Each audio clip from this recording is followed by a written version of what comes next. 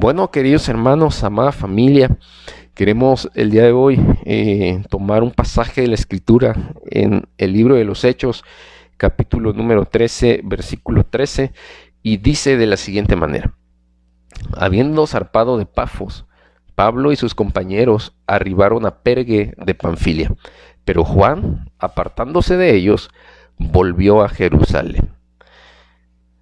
Miren, no pocos son los que le tienen temor al fracaso. De hecho, nadie piensa en él cuando está iniciando una nueva etapa en su vida. Cuando estamos nosotros eligiendo hacer algún proyecto, un negocio, una nueva actividad, cuando iniciamos en nuestra vida matrimonial, todos prefieren pensar positivamente y eligen creer que todo va a salir bien. De hecho, cuando alguien le habla acerca de la posibilidad del fracaso, las personas dicen: no, ni digas eso, no me eches la sal, dicen algunos.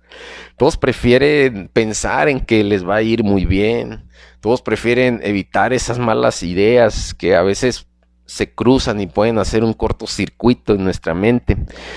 Pero no siempre un proyecto, una actividad, incluso un matrimonio o una etapa nueva en los estudios va a salir como lo deseamos o lo estamos imaginando. Los fracasos son inevitables en la vida. Cuando aprendemos a caminar y estamos dando nuestros primeros pasos, nos caemos una y otra vez y luego nos levantamos para seguir intentando una y otra vez esos pasos y esa caminata que estamos iniciando. Nadie debe de tenerle miedo al fracaso. Un fracaso es un suceso lastimoso, es un suceso funesto, es un suceso que nos va a causar frustración. También se puede decir del fracaso que es un momento en el que alguien se estrella o se rompe. Nadie quiere romperse. Y por eso no es raro que las personas le tengan tanto temor al fracaso. Pero a lo que más se le teme es a la burla de los demás, pues nadie quiere ser expuesto ni objeto de burlas de nadie. Además del dolor que se produce cuando alguien se rompe ante la pared de la decepción por no alcanzar la meta deseada, están todas las consecuencias que hay que hacer frente con todo el valor que tengamos. Si las personas que viven en Cristo no quieren hablar del fracaso, aquellos quienes profesan una fe en el Señor, los que somos cristianos, pareciera que esta palabra fracaso la hemos eliminado de nuestro vocabulario y de nuestra mente. Y pareciera también que cuando hablamos del fracaso es como si estuviéramos blasfemando en contra de Dios mismo.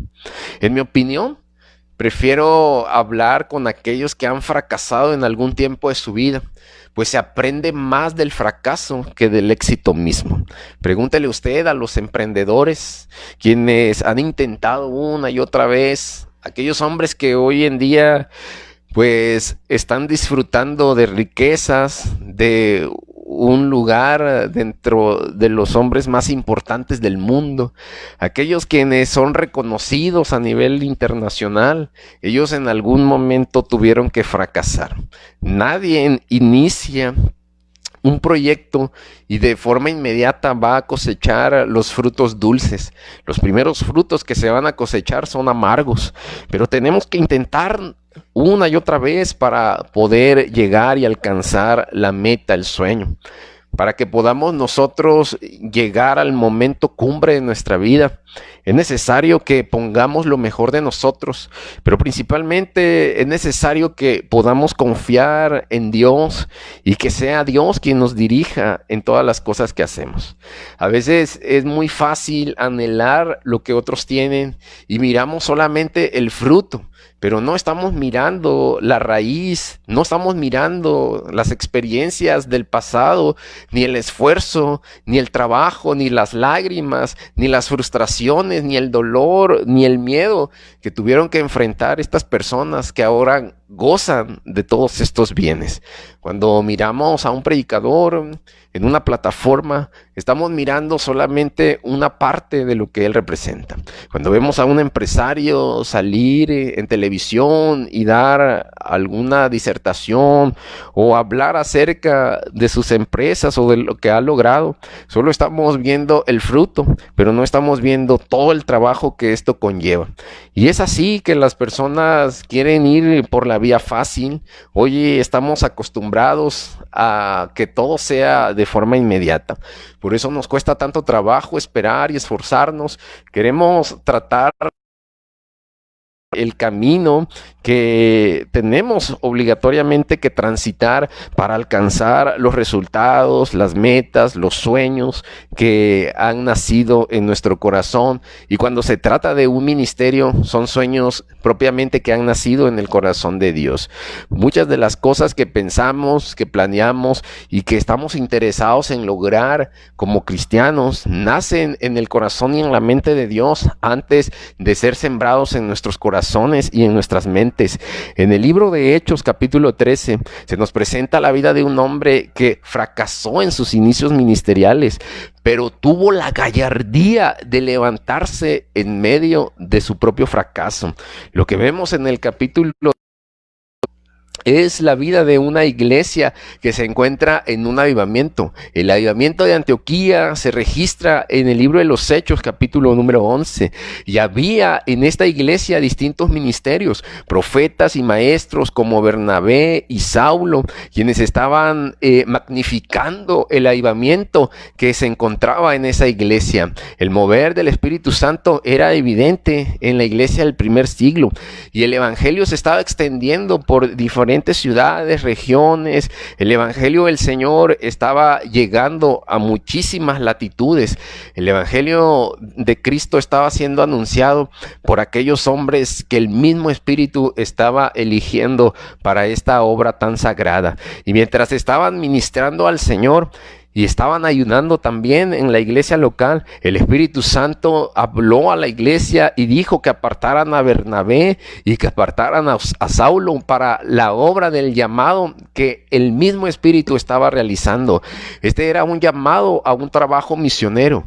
El evangelio no solo era para predicarse en un área geográfica determinada, sino que el evangelio era para todas las naciones.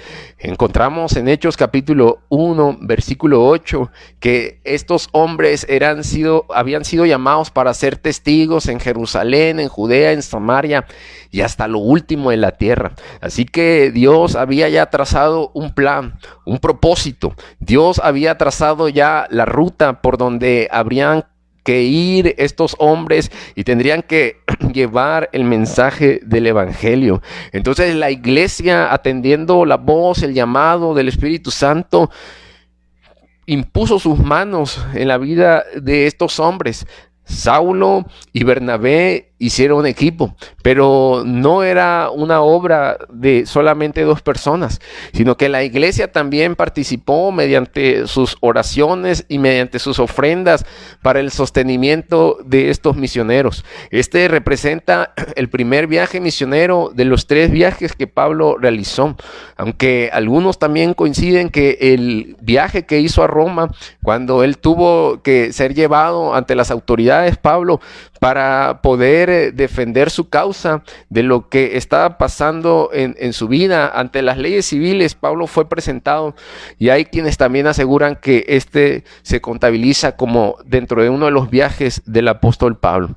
Pero este es el inicio de su jornada ministerial, este es el inicio de Pablo y de este gran equipo que el Espíritu Santo había elegido para esta tarea tan noble, para esta tarea que representaba muchísimo en la vida de estos quienes habían sido llamados.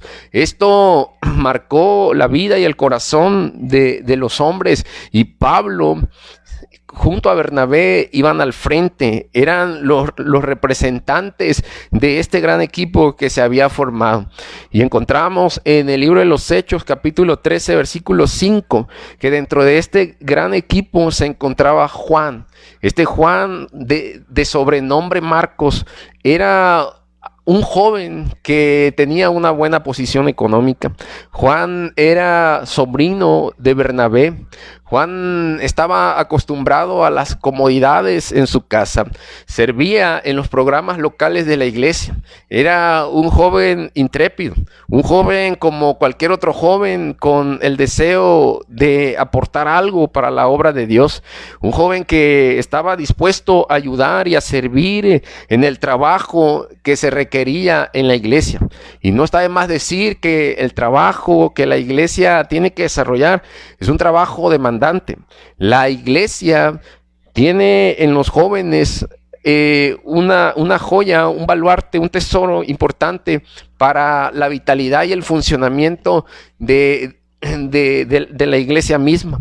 Así que Juan abordó este barco y Juan se unió a este equipo de hombres que habían sido llamados para el trabajo misionero. Pero tal vez su decisión fue una decisión arrebatada, pues él no cuantificó lo que esto representaría en su vida. El trabajo que Pablo, Bernabé y todos los que habían zarpado en este viaje y en esta gran aventura, pues iban hacia lo incierto. Si bien lo único cierto es que iban ellos a disfrutar del bien, de la presencia de Dios, no sabían lo que les deparaba el futuro. No sabían todas las travesías o los acontecimientos o los momentos que ellos iban a tener que enfrentar.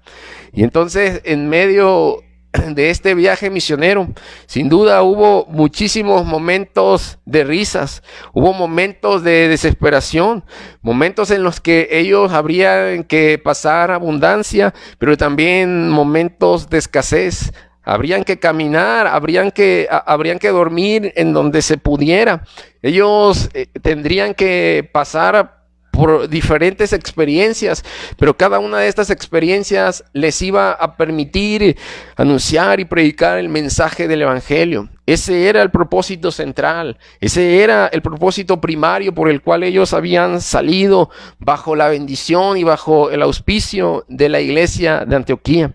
Vemos entonces que Juan, el ayudante de estos hombres, estaba siendo instruido bajo la sabiduría de Bernabé, pero también estaba siendo instruido bajo la pasión y bajo la teología y el conocimiento académico de Saulo. Es decir, que la formación que él estaba recibiendo era totalmente integral. Dios estaba utilizando la vida de estos dos hombres para ir formando la vida de Juan Marcos. La escritura nos dice que en algún punto de esta travesía él decidió apartarse. Hechos capítulo 13, versículo 13 dice: habiendo zarpado de Pafos, Pablo y sus compañeros arribaron a Perge de Panfilia, pero Juan, apartándose de ellos, volvió a Jerusalén.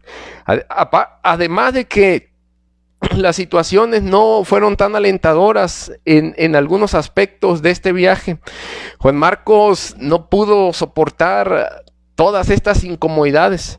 Seguramente los recuerdos de aquellos momentos de bonanza en su casa, el anhelo de poder mirar a su familia, algunas situaciones que seguramente le marcaron también en este viaje misionero, le hicieron desistir de esta travesía que él había decidido iniciar. Este era el inicio de su ministerio, pero en algún punto del viaje él decidió retroceder. Él no quiso continuar, probablemente extrañó la comida, extrañó la forma en cómo él vivía en su casa. Pues como lo he dicho ya, era alguien de una buena posición económica. En casa nadie lo esperaba, pero tampoco le rechazaron cuando le vieron llegar. Se reintegró a las actividades de su iglesia local, pero con el amargo sabor que el fracaso deja en el corazón de aquellos que lo han intentado y saben que no han podido lograrlo. Tal vez durante las noches no pudo dormir porque pensaba una y otra vez en lo que estaba ocurriendo con sus compañeros a los que había dejado. Puso en riesgo el plan que se trazó desde el principio. Puso en riesgo, pues debilitó aquel equipo de hombres que habían zarpado como misioneros, los primeros misioneros que encontramos en la historia bíblica de la iglesia del Nuevo Testamento, y vemos que decidió apartarse. Si bien no hay razones específicas en el texto de esta decisión, hay veces que en la juventud o en los inicios podemos tomar decisiones tan apresuradas como las de Juan Marcos al decidir iniciar un viaje o al decidir desistir de esa decisión en un tan breve tiempo. Así que vemos que el fracaso en la vida ministerial de este hombre fue evidente. Decidió dejar, abandonar, dejó todo lo que representaba algo verdaderamente valioso. Nadie está exento de tomar decisiones como la de Juan. Nadie está tampoco en el papel de juez para señalar a aquellos quienes deciden abandonar tan pronto como ven las primeras situaciones de adversidad. El asunto es de que el fracaso en su vida era evidente. La forma en cómo él quizá tuvo que lidiar con esto en su corazón y en su mente fue algo que no lo dejó en paz a lo largo de estos años en los que él tuvo que estar sirviendo en la iglesia, pero al mismo tiempo pensando en esta decisión que había tomado. Después de un tiempo llegaron Saulo, Bernabé y todo el equipo ministerial y comenzaron a platicar todas aquellas experiencias, aquellas aventuras que habían estado pasando. Ellos comenzaron a acerca de la forma en cómo Dios les había utilizado para predicar el evangelio, las evidencias, las señales, cómo el evangelio del Señor se había extendido entre las ciudades, las zonas. Y es muy probable que él pudo haber anhelado estar en aquel lugar.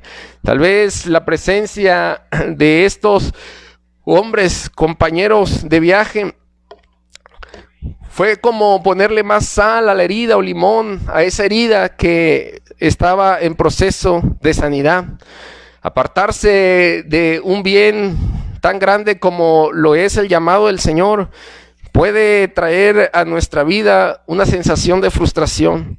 Fracasamos una y otra vez en los intentos que estamos haciendo, pero las situaciones que nosotros podamos vivir, las situaciones que nosotros podamos enfrentar por las malas decisiones que tomamos, no representan un punto final en nuestra vida.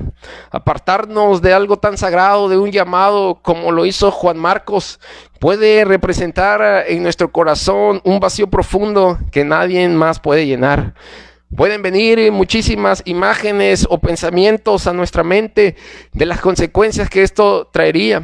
El fracaso es una situación inevitable en la vida de las personas, en la vida de los creyentes, en la vida de los ministerios. No podemos nosotros alcanzar a la primera muchísimas de las cosas o de los sueños que los anhelos que están ahí en nuestro corazón no los podemos cristalizar en un abrir y cerrar de ojos.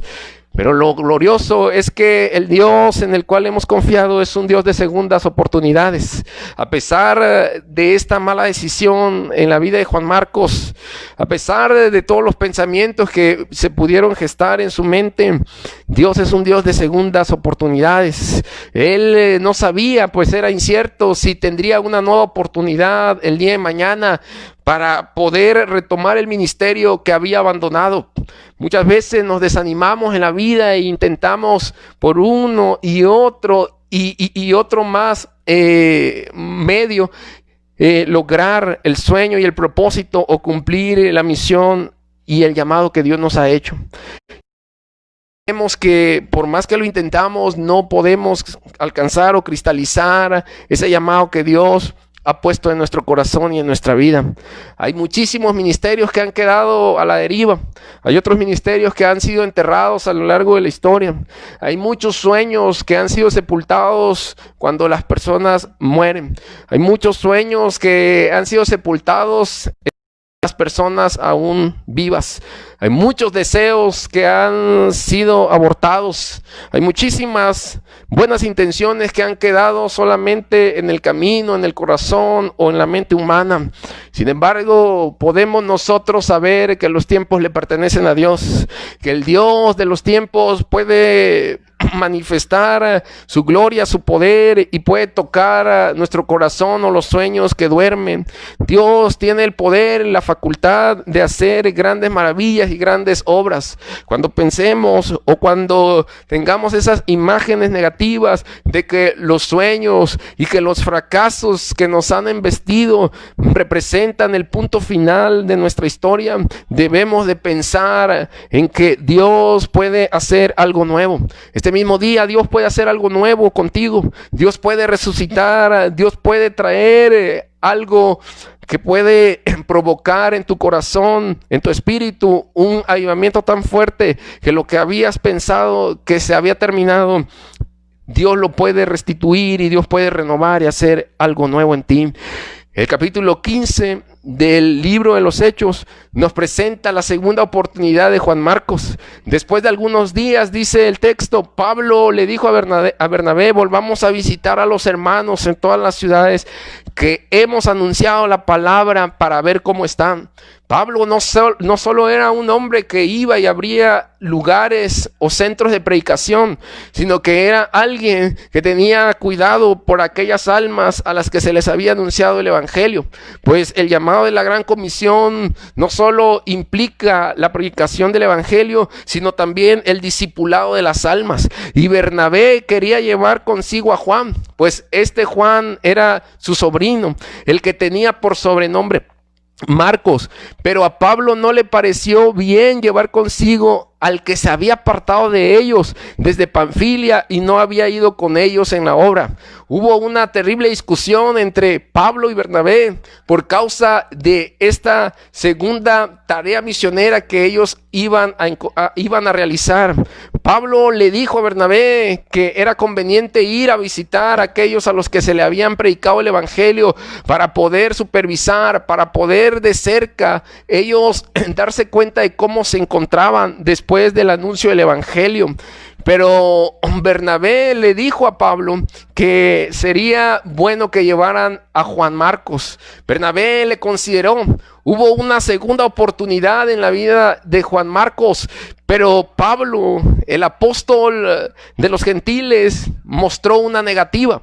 Para Pablo no era una cosa de juego, sino que el ministerio que uno ejerce en el Señor, para Pablo era algo totalmente importante. Pablo le rechazó. Pablo no quiso que Juan Marcos pudiese subirse nuevamente en esta travesía, pues seguramente en algún punto iba a desistir nuevamente. No lo quiso aceptar en este segundo viaje.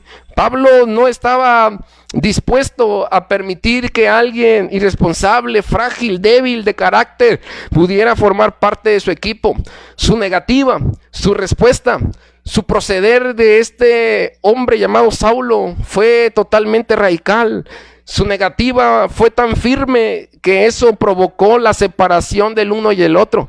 Entonces Bernabé decidió tomar a su sobrino Marcos y navegó a Chipre. Y Pablo, escogiendo a Silas y cada uno con su propio equipo, se encomendó a una nueva tarea, una nueva misión. Así que ahora hubo una división y cada uno fue a cumplir una misión.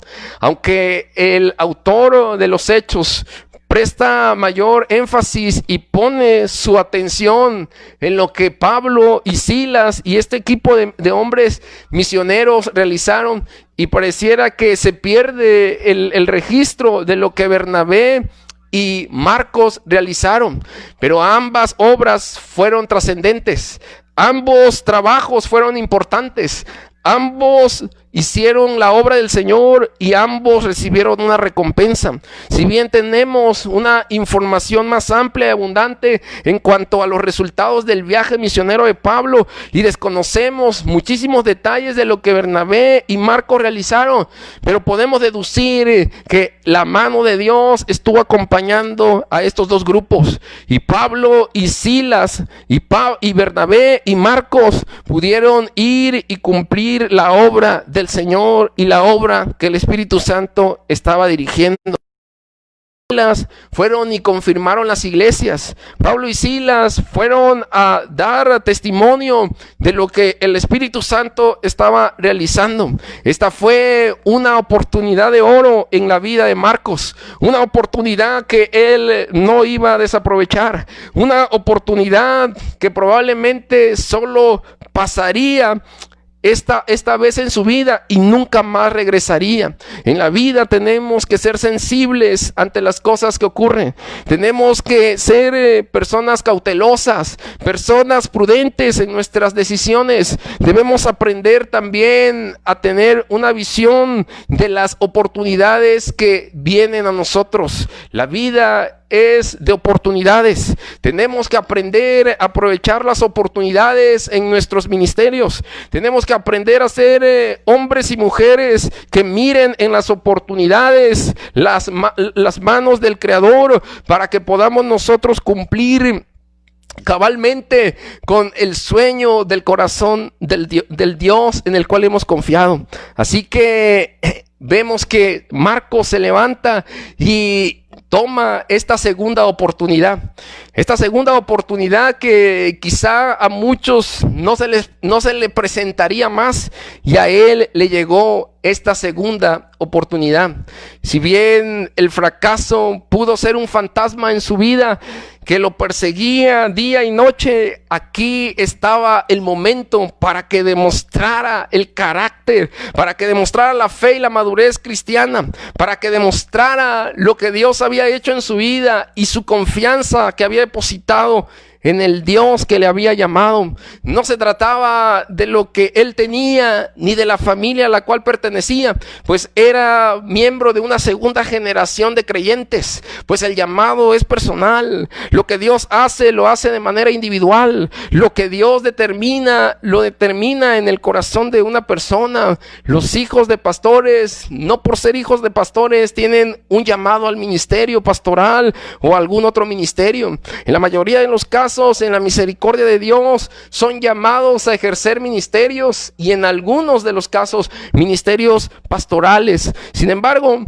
no significa que el pertenecer a una iglesia cristiana, el ser hijo de alguna familia cristiana fundadora de una iglesia, eso no significa que alguien pueda heredar ese legado espiritual. Para ello se requieren muchísimos factores, y la intervención y la soberanía de Dios es lo principal.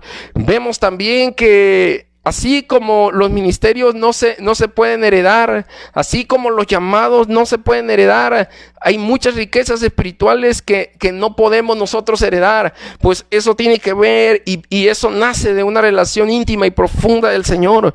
Todo comienza con la conexión y con la salvación en el corazón del hombre, para que podamos nosotros ser beneficiados de todos esos bienestares que el Señor nos da.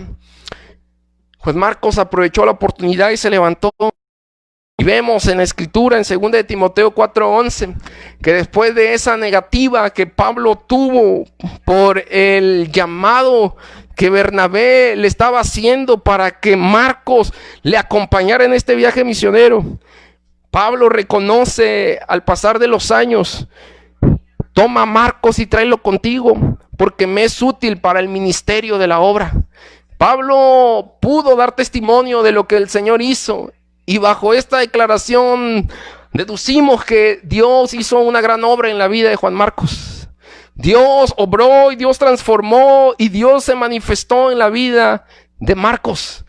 La obra que Dios hizo mediante la sabiduría y el instrumento que Dios usó, como lo fue Bernabé, se vio manifestado en el ministerio que Marcos desarrolló a la postre.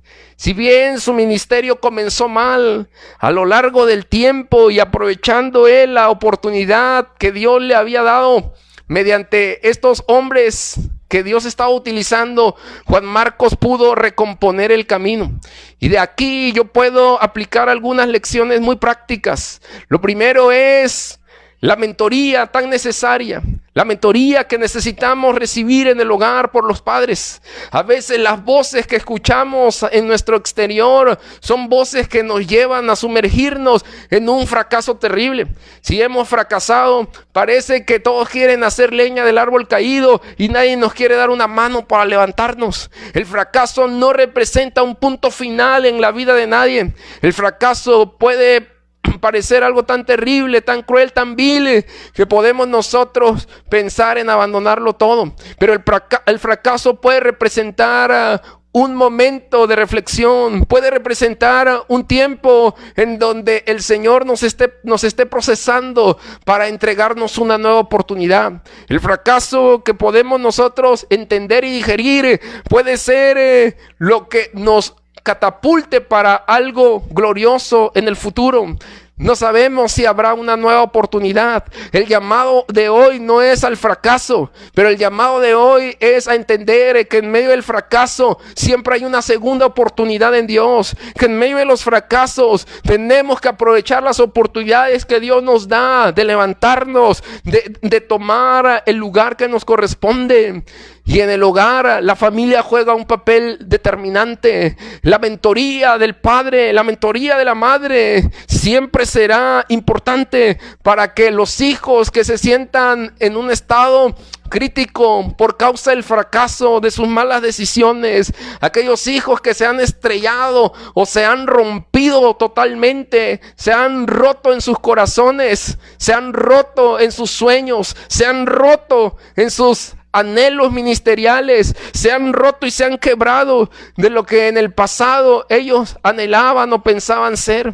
Hay muchos sueños que se han quebrado, hay muchos deseos que se han quebrado. Los hijos en la infancia participaban en la iglesia, cantaban, podían disertar pasajes bíblicos y el corazón del padre se alegraba, se gozaba. Los hijos participaban en distintos ministerios de música dentro de la iglesia, cantaban, eran parte del grupo de los jóvenes de la iglesia local, hacían distintas actividades, pero en algún momento se rompieron, se estrellaron, se dieron en contra de la pared de la desilusión, pero la mentoría del padre será siempre fundamental. Podemos nosotros, al igual que Bernabé, con sabiduría extenderle la mano y darle una segunda oportunidad. Los pastores tenemos que ser sensibles también ante esas segundas oportunidades y actuar de la misma manera que Bernabé actuó para impulsar el llamado y el ministerio y la vida de aquellos que por alguna causa han fracasado. La segunda lección, la mentoría que yo puedo notar es el aprovechar la oportunidad que se recibe. Marcos se levantó con esa decisión, determinación y valentía para no volver a fracasar más. Es esa misma actitud de Marcos que nosotros tendremos que tomar y debemos levantarnos con esa misma gallardía para no poder nuevamente fracasar. Debemos de levantarnos, debemos de tomar el desafío de la nueva oportunidad con una mentalidad clara de que vamos a cristalizar los sueños de Dios, de que vamos a cumplir con el ministerio de Dios, de que en esta ocasión vamos a poder alcanzar el llamado que Dios nos ha hecho, de que este es nuestro momento, es nuestro tiempo, es nuestra hora, es nuestra oportunidad de oro para poder poner en alto el nombre de nuestro Señor. Otra lección importante que podemos nosotros notar en este episodio es que ante la negatividad que vamos a enfrentar de aquellos quienes puedan negarnos una nueva oportunidad, eso puede ser un motor para nuestra propia vida. La negación de un hombre tan intelectual un académico, un teólogo como lo era Pablo. No era cualquier cosa. Encontraremos la negación de personas después de los fracasos que cometamos. Personas quienes no estén dispuestas a darnos una nueva oportunidad. Pero eso no debe producir en nuestro corazón un odio, un coraje, sino que debemos de ser humildes, sensibles, porque el mismo Marcos fue de gran utilidad para aquel que le negó una segunda oportunidad. Vemos que la obra del Señor mediante el Espíritu Santo es una obra completa y una obra plena. No se llenó de frustración ni de dolor, ni su corazón se llenó de una amargura en contra de Saulo de Tarso, sino más bien estuvo en la mejor disposición para ayudarle en la obra del ministerio. ¡Oh, qué lección tan gloriosa! No podemos ir por la vida llenos de amargura en nuestro corazón. No podemos ir con habladurías por el camino tratando de sacar todo el dolor que hay en nuestro corazón. No podemos culpar a otros de aquellas malas decisiones que hemos tomado en el pasado. Podemos nosotros entregarle la responsabilidad a otros, una responsabilidad que nos compete a nosotros mismos, una responsabilidad que es de carácter individual. El corazón de Marcos fue un corazón que estaba limpio, puro, un corazón que no se llenó de ese olor a tal grado que él se levantara en contra de Saulo de Tarso o el apóstol Pablo, el apóstol de los gentiles, para poder descargar su furia después de levantarse y haber alcanzado el éxito. Lo que vemos aquí es la obra del Espíritu Santo actuando en el corazón, pero vemos también la vida de alguien que ha sido transformado y que ha decidido no guardar dolor, no guardar amargura en el corazón. Los momentos de fracaso nos pueden llevar a guardar amargura en nuestros corazones. Esos momentos de frustración nos pueden llevar a hablar y a decir tantas cosas y a tratar de sacar lo que tanto nos está lastimando en el corazón. Una lección que yo también puedo encontrar aquí es que el cobijo de la mentoría, no solo del padre y de la madre, no solo de la familia, sino de la mentoría de hombres externos. En 1 de Pedro 5:13, Pedro le llama a mi hijo. La mentoría de hombres externos es importante también en la vida de aquellos quienes están dispuestos al servicio y de los que están iniciando proyectos o nuevas etapas en la vida. Los padres juegan un papel importante en los nuevos matrimonios de los hijos. Encontramos en los profesores también figuras importantes para poder ser buenos estudiantes. Los pastores jugamos un papel determinante para la mentoría de aquellos jóvenes ministros o aquellos nuevos cristianos de una iglesia local. Y Pedro lo llama con ternura y cariño mi hijo. Y vemos que fue ese mismo Marcos el que escribe ese glorioso evangelio que ahora tenemos. Fue ese mismo Marcos quien estuvo a los pies de Pedro y estuvo capturando cada una de las enseñanzas del apóstol y le fue de gran ayuda en el ministerio del apóstol. Vemos que estuvo Marcos sirviendo en la obra del Señor y Dios le levantó, y Marcos, a pesar de su fracaso, se levantó, y encontramos que esa mentoría siempre será importante. Cuán importante es formar discípulos desde la trinchera donde te encuentres. Un cristiano tiene que desarrollarse en la vida de otros. Tenemos que desarrollar discípulos. Tenemos que invertirnos en la vida de otros. Y tenemos que apostar por ellos, creer en ellos. Si hoy estoy aquí, si hoy te puedo hablar este mensaje, es porque Dios ha confiado en mí. Es porque tuve la mentoría y la oración de mi madre. Es porque tuve la mentoría del pastor Eliud. Es porque tuve la mentoría de la pastora Lupita. Es porque he tenido la confianza y tuve la confianza de ellos. Es porque Dios utilizó sus vidas como un instrumento glorioso. Me equivoqué, fracasé en más de una ocasión, pero en la misericordia de Dios hubo segundas oportunidades y nos pudimos levantar en el Señor. Te puedes levantar ahora mismo. Este no es el final de tu vida. Levántate en medio del fracaso. Si te has rompido, si estás con el corazón roto, si te has estrellado, si has enterrado tus sueños y has sido testigo del funeral de tus propios sueños, es el momento de levantarte aquí ahora. Es el tiempo de Dios para tu vida. Levántate en el nombre del Señor. Y al igual que Juan Marcos, no vivas con esos fantasmas de la frustración, del fracaso del pasado. Es el tiempo de ser mejores creyentes. Es el tiempo de ejercer el ministerio que lo dejamos abandonado por alguna causa. Es el tiempo de ir y de proclamar el evangelio del Señor. Es el tiempo de servir a Dios. Este es el tiempo de cumplir el llamado y la obra que Dios nos ha encomendado. Es el tiempo de no culpar a otros, ni de descargar nuestra furia, nuestro enojo, nuestra ira, ni nuestra amargura en el corazón de otros. Es el tiempo de asumir nuestra propia responsabilidad.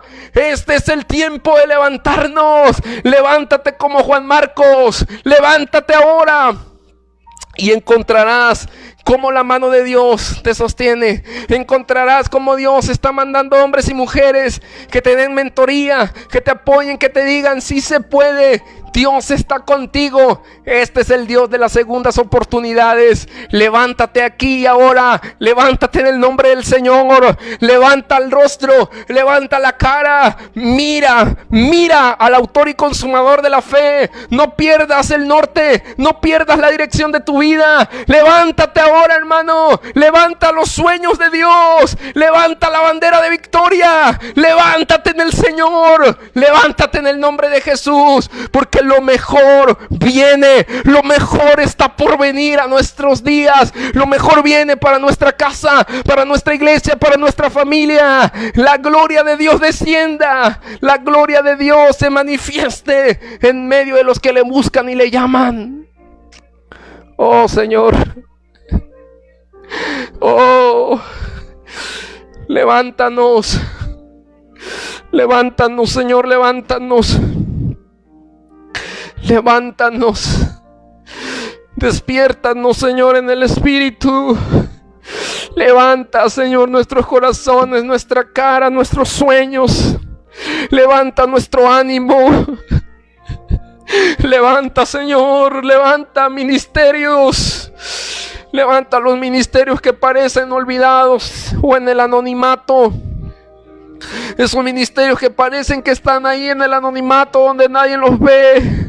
Trae de entre las majadas.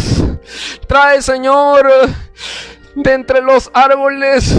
Trae de entre aquellos lugares donde se esconden. Trae Señor a estos hombres y a estas mujeres, siervos, siervas, hombres Señor, jóvenes, mujeres jóvenes, niños. Levanta Señor generaciones. Hola, ¿qué tal? Te saluda tu amigo el pastor Josué Ramos de la Iglesia Centro Familiar Kairos. Y quiero agradecerte porque a lo largo de este año 2019 has estado en compañía con nosotros. Te animo para que durante el año 2020 sigas siendo parte de esta gran familia virtual. Te recuerdo que puedes encontrarnos en nuestras diferentes redes sociales como Centro Familiar Kairos, Facebook, Instagram y YouTube. La palabra de Dios nos anima a permanecer fieles a Él. Te invito para que este año tu confianza esté depositada en el Señor y puedas mirar toda la plenitud de su gloria. Este es el tiempo de Dios para ti. Dios te bendiga.